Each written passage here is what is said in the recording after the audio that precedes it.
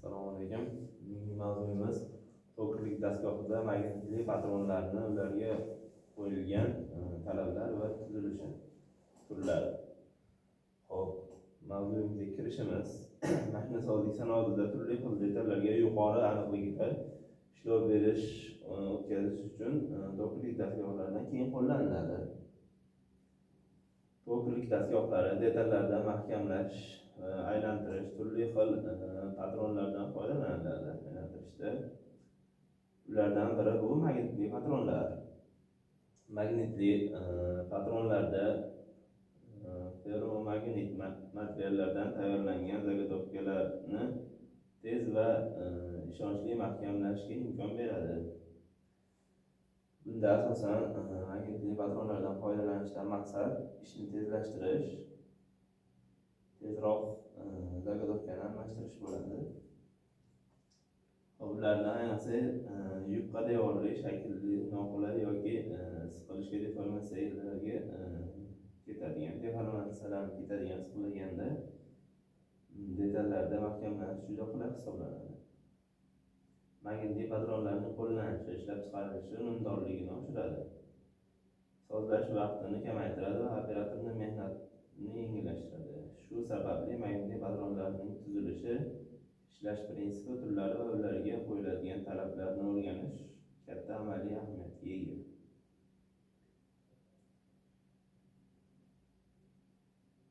To'g'rilik dastgohlari va patronlarining umumiy tasnifi. To'g'rilik dastgohlarida metal kesish dastgohlarining eng keng tarqalgan turi ularga asosan val, disk, vtulka, konusli va boshqa shakldagi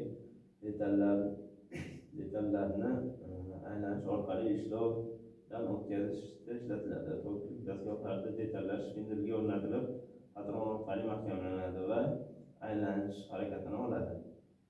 An'anaviy patronlar odatda 3 jag'li yoki 4 jag'li bo'lib, mexanik siqish orqali zagotovkani ushlab turadi. Biroq bunday patronlarni siqish kuchi natijasida detal deformatsiyalanishi, markazlanish xatoliklari va sirtga shikast yetkazishi mumkin. Shu muammolarni bartaraf etish uchun magnitli patronlardan foydalaniladi. Shuni alohida aytib o'tish joizki, pnevma patronlar hamda gidropatronlar ham bor. Magnitli patronlarning ishlash prinsipi. Magnitli patronlar doimiy magnit yoki elektromagnit yordamida detallarni ushlab turadi. Ferromagnit materiallardan tayyorlangan detallar magnit maydoniga kirganda unga magnitlanish hodisasi yuz beradi va patron yuzasiga tortadi. Natijada detalni qo'shimcha mexanik qisishlarsiz mahkamlab ushlab turiladi. Elektromagnit patronlar ushlab turish kuchi elektr toki yordamida boshqariladi. Doimiy magnit patronlar esa magnit oqimi ichki mexanizmi yordamida yo'naltiriladi yoki uzatiladi. Magnit kuchining teng taqsimlanishi detalning deformatsiyasiz mahkamlanishini ta'minlaydi va ishlov sifatini oshiradi. Magnitli patronlarning asosiy afzalliklari. Magnitli patronlar asosiy uskunalarning quyidagilardan iborat: detalning tez va qulay mahkamlanish imkoniyatini beradi. Nozik va yupqa devorli detallarni deformatsiyasiz mahkamlash kuchining butun sirt bo'yicha teng taqsimlanishi, ishlov berish aniqligini oshirishi, operator mehnatini yengillashtirishi va sozlanish vaqtini qisqartirishi, ko'p seriyali va ommaviy ishlab chiqarish samaradorligini oshirishi. Shu asosiy afzalliklari bo'ladi magnitli patronlarning. Magnitli patronlarning kamchiliklari. Har qanday texnik qurilmalar singari magnitli patronlarning ham ayrim kamchiliklari mavjud. Faqat ferromagnit materiallardan tayyorlangan detallar bilan ishlash imkonini beradi. Magnitlanmaydigan detallarni bu patronda ishlov berib bo'lmaydi. Magnit maydonini ishlov berish zonasiga ta'siri. Kuchi qizish zonasiga ta'sir beradi deyapti. Kuchli qizish magnit xususiyatini kamaytiradi. Ishlov berilayotgan vaqtda qat'iy metal ma'lum bir miqdorda qiziydi. Shunda magnitga salbiy ta'sir qilishi mumkin shu temperatura. Xavfsizlik choralariga qat'iy rioya qilish zarurati. Qat'iy rioya qilinmasa, magnitli patrondan foydalanayotganda magnit kuchsizlashganda undan zagotovka chiqib ketishi mumkin. Shunga qaramay, ko'plab texnologik jarayonlar ushbu kamchiliklar, afzalliklar bilan qoplanadi va magnitli patronlardan keng foydalaniladi. Magnitli patronlarning turlari. Magnitli patronlarning ishlab chiqarish prinsipiga ko'ra quyidagi turlarga bo'linadi. Doimiy magnit patronlar, ularning ichida doimiy magnit patronlarga o'rnatilgan bo'lib, maxsus mexanizm yordamida magnit oqimini yo'naltirish orqali ishga tushiriladi yoki o'chiriladi. Elektromagnit patronlar elektr yoki elektr toki orqali magnit maydonni hosil qiladi. Tarmoqdan uzilganda magnit maydoni yo'qoladi. Ular kuchli ishlab turish kuchiga ega va asosan og'ir detallar uchun qo'llaniladi. Elektromagnitli patronlarning yana bitta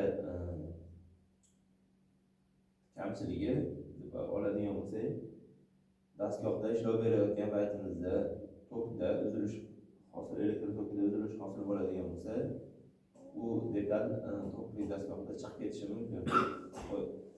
Avtomatik qo'yib yuboradi. Shu yana bitta kamchiliklardan biri. Elektromagnit doimiy magnit patronlar ikkala turda afzallikni o'z bilan birlashtiradi. Ular tok berilganda magnitlanadi, ammo tok uzilgach magnit kuchi saqlab qoladi.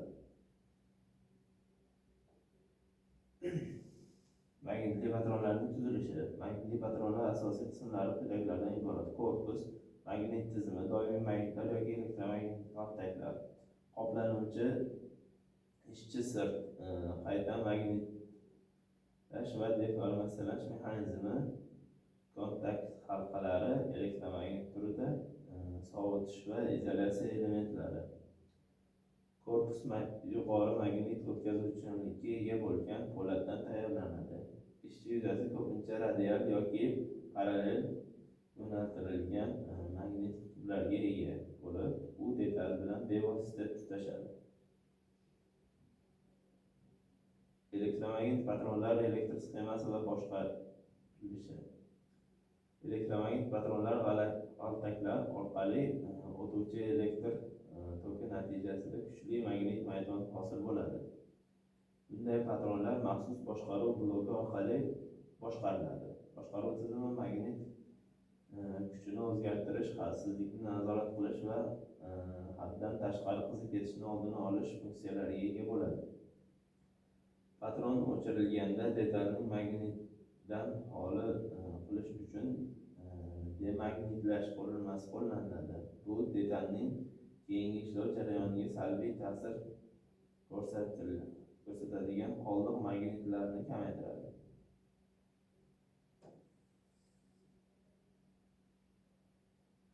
Magnitli patronlardan foydalanish sohalari. Magnitli patronlardan quyidagi sohalarda keng qo'llaniladi. Tokli dastgohini silliqlash, tozalash, yuvinish ishlarida, silliqlash dastgohlarida tekis va silindrik sirtlarni ishlashda, frezalash va rezalash operatsiyalarida, o'lchash va nazorat moslamalari detallarning mahkamlashda, robotlarning texnologik liniyalarida, ayniqsa yupqa devorli halqa disk va plastiksimon detallarni ishlashda magnitli patronlardan o'rniga qiyoslagan. Magnitli patronlardan foydalanishda xavfsizlik qoidalari. Magnitli patronlar bilan ishlaganda quyidagi xavfsizlik choralarini bajarish shart. Patronning texnik holatini doimiy tekshirib turish, qizib ketishi holatini nazorat qilish, juda kichik yoki juda katta detallarni to'g'ri tanlash, magnit maydonini sezgir asbob-uskunalardan uzoq tutish, tokirlik manbai bilan ishlash, elektr xavfsizligiga rioya qilish, operatorni o'qitish va yo'riqnoma bilan tanishtirish, xavfsizlik qoidasini amal qilish ishlab chiqarish baxtsiz hodisalar va uskunalarning shikastlanishini oldini oladi. Magnitli patronlarning hisoblash asoslari. Magnitli patronlarning foydalanishda ushlab turish kuchini to'g'ri aniqlash juda muhimdir. Ushlab turish kuchi detalning massasi, ishlov berish tezligi, keshish kuchlari va xavfsizlik koeffitsiyentiga bog'liq. Texnologik jarayonni loyihalashda ushbu parametrlar hisobga olinadi. Ushlab turish kuchi yetarli bo'lmaganda detal ishlov vaqtida siljishi yoki uchib ketishi mumkin. Juda katta ushlab turish kuchi esa demagnitlash jarayonini qiyinlashtiradi va energiya sarfini oshiradi.